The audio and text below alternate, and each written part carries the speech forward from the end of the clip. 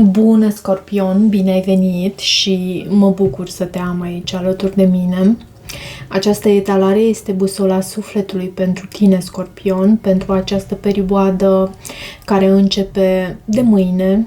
De fapt, eu înregistrez pe 18 deci de pe 19 până pe 25 iunie și voi căuta să prezint aici energia generală a săptămânii, care reprezintă provocarea săptămânii, sprijinul divin, ce să lași tu în urmă, ce să cultivi sau direcția benefică. Tema relațională de asemenea și ea este regăsită aici în această etalare. Din ce mai voiam să spun, nu uita de asemenea de faptul că intuiția ta este un factor extraordinar de important în astfel de citiri și este bine să nu forțezi nimic din ce ți se prezintă aici. Dacă rezonează, ia cu tine pe drumul tău, dacă nu, lasă pentru ceilalți care poate vor găsi un mesaj pentru ei. Pentru vindecare, văd temperanța aici și cavalerul de spade. Poate să existe comunicare aici cu o anumită persoană, poate chiar din zodia Săgetător pentru unii dintre voi, sau dar e și o încetineală aici, vezi tu. Văd și cavalerul de monede.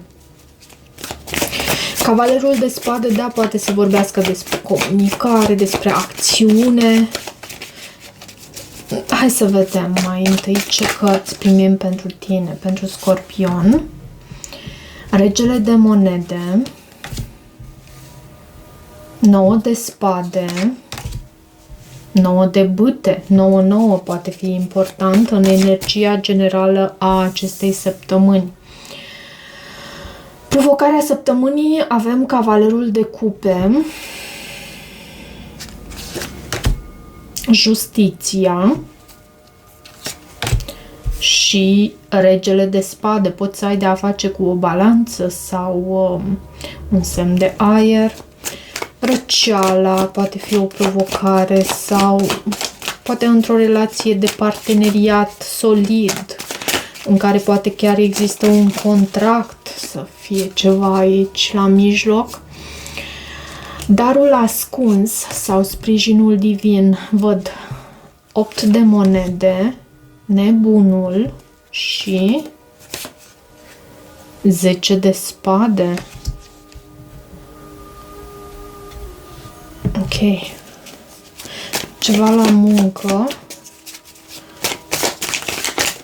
Vom vedea ce este cu acest 10 de spade. Ce să lași tu în urmă, însă, ce avem aici? Regina de monede, soarele, 5 de monede. Ce să cultivi? Direcția benefică, magicianul, 8 de spade, 6 de spade. Și tema relațională, vreau să văd și aici cărțile, după care începem să discutăm despre fiecare din ele. Văd 3 de monede. Temperanța e o carte care se repetă la tine, a ieșit și la început de citire. Și uite, aceeași carte, cavalerul de spade. E ceva aici și vezi tu, eu am extras din cărți, nu neapărat din același loc. Cărțile le-am și amestecat și foarte straniu așa și în același timp sincronistic, felul în care s-au arătat cele două cărți, aceleași cărți în planul acesta relațional. La baza pachetului văd regina de cupe, te reprezintă pe tine sau un pești din viața ta, dar cred că te reprezintă pe tine. Ușor decepționată, ușor tristă, ușor cu inima frântă aici.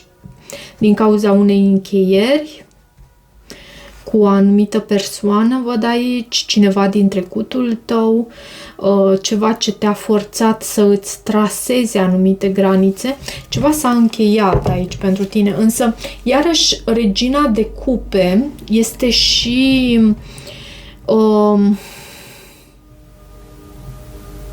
o carte care vorbește despre iubire în genere.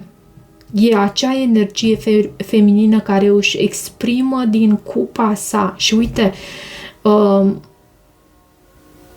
mă uit la această carte și la felul în care această regină stă pe tronul ei și cum își ține cupa acoperită.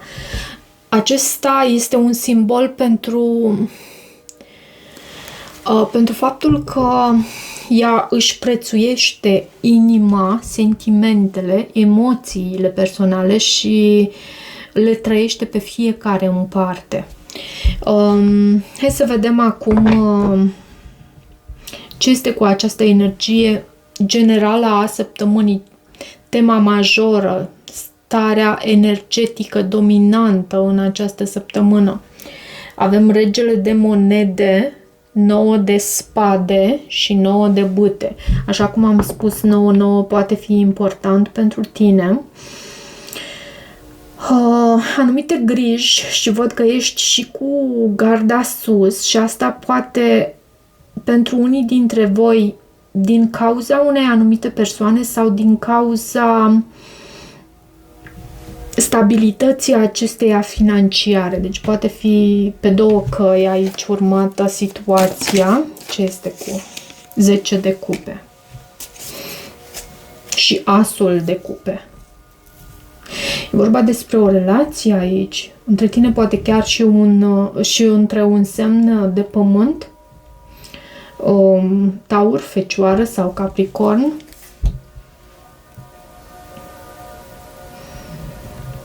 Zece de bâte, turnul.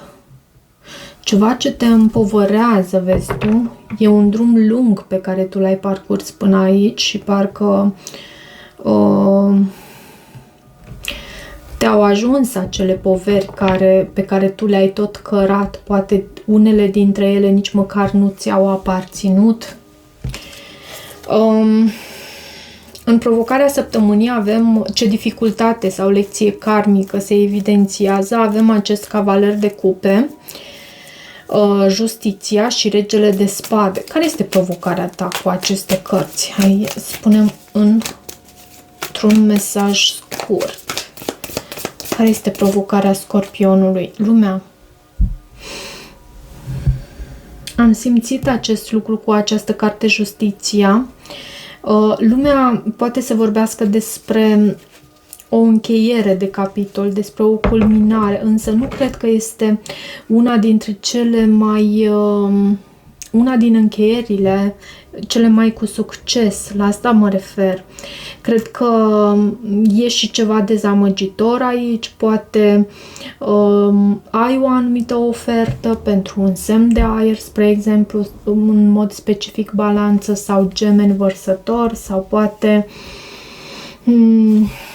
un alt semn de apă. Însă e aici un capitol care se încheie și cam asta văd. 8 de monede, nebunul și 10 de spade este în sprijinul divin, forța benefică, ajutorul nevăzut sau aliatul care apare în sprijinul tău. Poate reprezenta o energie, o persoană sau o revelație interioară. Ce avem în ceea ce privește ceea ce tu muncești, ceea ce pe tine te pasionează? Aici văd că stai foarte bine și văd că asta te face să uiți de ceea ce înseamnă această trădare. Ce este cu acest 10 de spade? Cavalerul de cupe. Ne întoarcem aici, vezi tu? Poate tu ai o anumită ofertă pentru acest semn de aer. Mai văd și eremitul aici, faptul că trebuie să te retragi pentru a reflecta asupra acestui subiect. E ceva ce se încheie aici și prin munca ta, prin hobby-urile tale, prin ceea ce tu faci și te pasionează,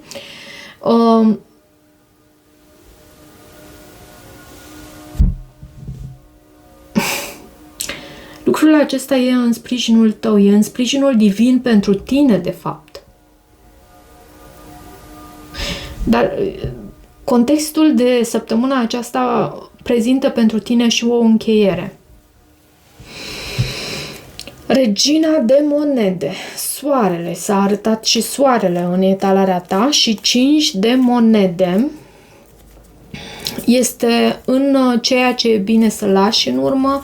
Poate fi vorba despre un comportament, un gând sau un atașament ce trebuie eliberat. O atașare ce trebuie eliberată.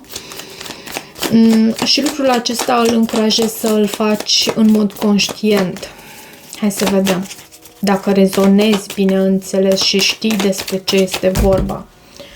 Văd 4 de bâte, cartea moarte. Iarăși e legat de această încheiere. De această ofertă de dragoste pe care tu ai avut-o față de această persoană sau această persoană față de tine și e ceva ce se încheie. Tind să cred că tu ai avut această ofertă de dragoste pentru cineva anume și ceva se încheie aici, dar vezi tu, acest lucru e bine să îl lași în urmă și tu ai lumina asupra ceea ce tu e bine să lași în urmă. Poate fi și un semn de pământ, un taur, o fecioară sau un capricorn sau o persoană pe care o cunoști de la muncă. Tind să cred că această regină de monede reprezintă mai ales o persoană, mai degrabă decât abundența, pentru că regina de monede mai poate reprezenta și abundența în genere. Ok. Ce e bine să cultivi? Direcția benefică pentru tine. Avem magicianul, 8 de spade și 6 de spade. Știi ce aș spune eu cu aceste cărți? Vom primi și clarificări, bineînțeles, dar aș spune că e bine să te îndepărtezi de ceea ce înseamnă manipulare, pentru că asta te poate duce pe tine te poate face să te simți blocat cu acest 8 de spade.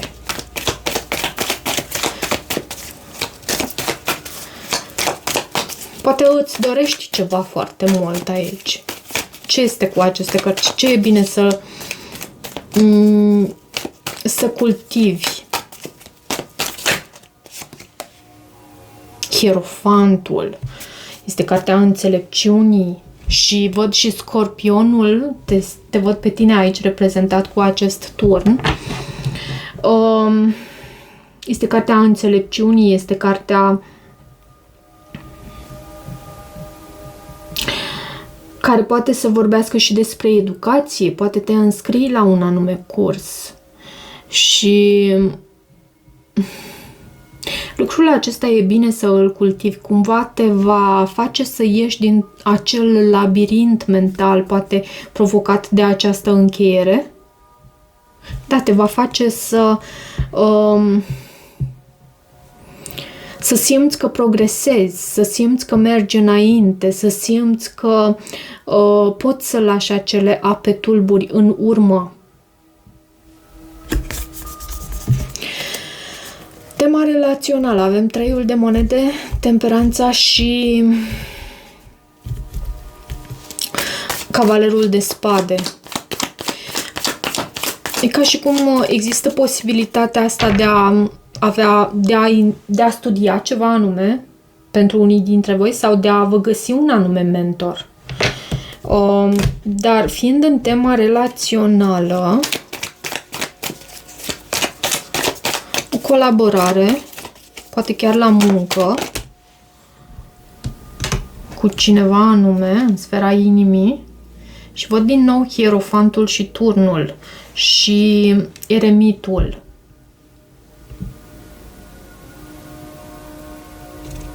Hierofantul și turnul.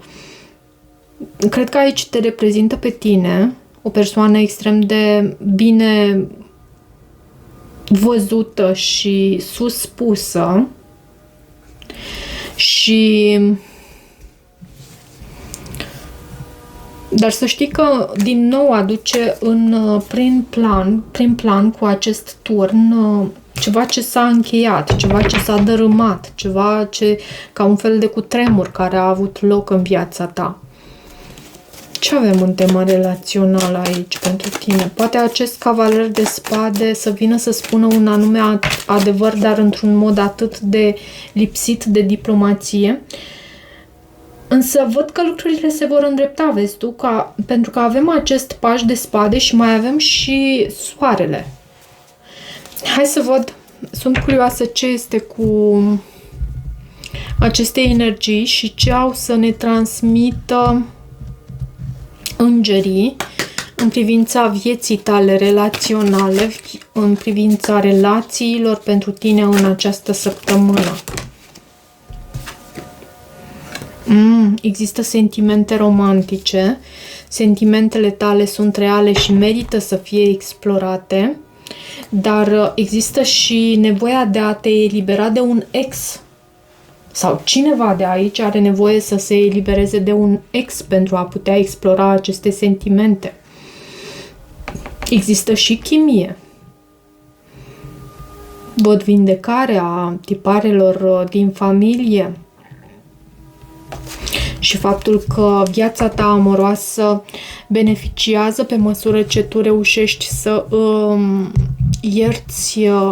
îți ierți părinții.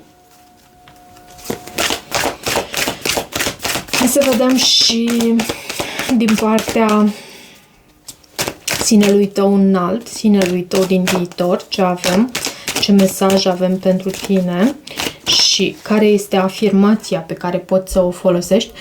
Avem echilibru, balanță. Și chiar și balanța a avut același card ca și sfat. Eu aduc o stare de perfectă armonie în lumea mea și fac acest lucru fără judecată. Eu aduc o stare de perfectă armonie în lumea mea și fac acest lucru fără judecată. Și felul în care tu poți să îți ridici vibrația, vreau să văd și aici.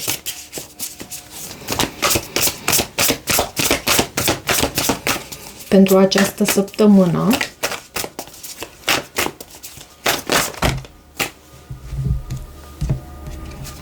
Au venit două carduri și eu am să iau acesta, dar am să ți-l citesc și pe acesta. Îmi rechem puterea, un card foarte important. E important să îți rechem puterea de acolo unde ea nu a fost apreciată și ce avem aici, primul card care a ieșit aici pentru tine este unde este voință, există și o cale. Unde este voință, există și o cale. Hai să vedem pentru Scorpion.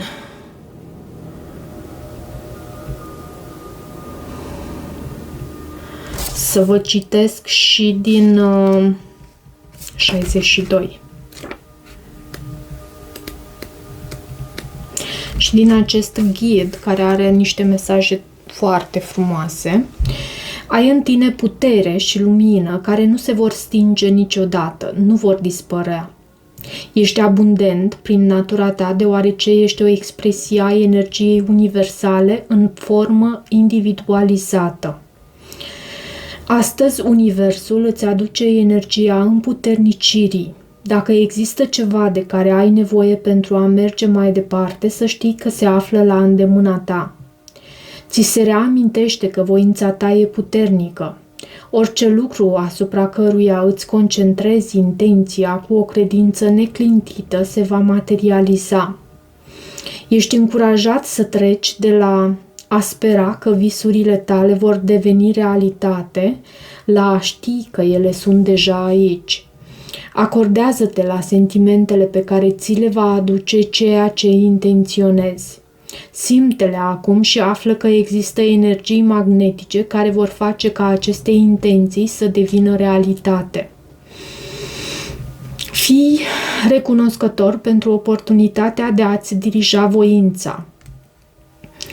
Lasă recunoștința să-ți pătrundă în ființă. Simte entuziasmul pe măsură ce atragi puterea Universului, astfel încât cele mai nebunești visuri ale tale să devină momentul tău prezent. Ești o ființă nelimitată, abundentă, care trăiește în totalitatea posibilităților. Miracolele sunt ale tale. Vibrația acestui card, pe care tu poți să o folosești și ca afirmație, este: potențialul meu este nelimitat. Potențialul meu este nelimitat. Cam atât pentru această citire, dragilor. Dacă rezonați cu acest mesaj, nu uitați de faptul că voi puteți deveni și membri ai acestui canal. De asemenea, secțiunea de citiri private este deschisă și dacă rezonați, bineînțeles, vă puteți și abona acestui canal. Și e gratis. Toate bune!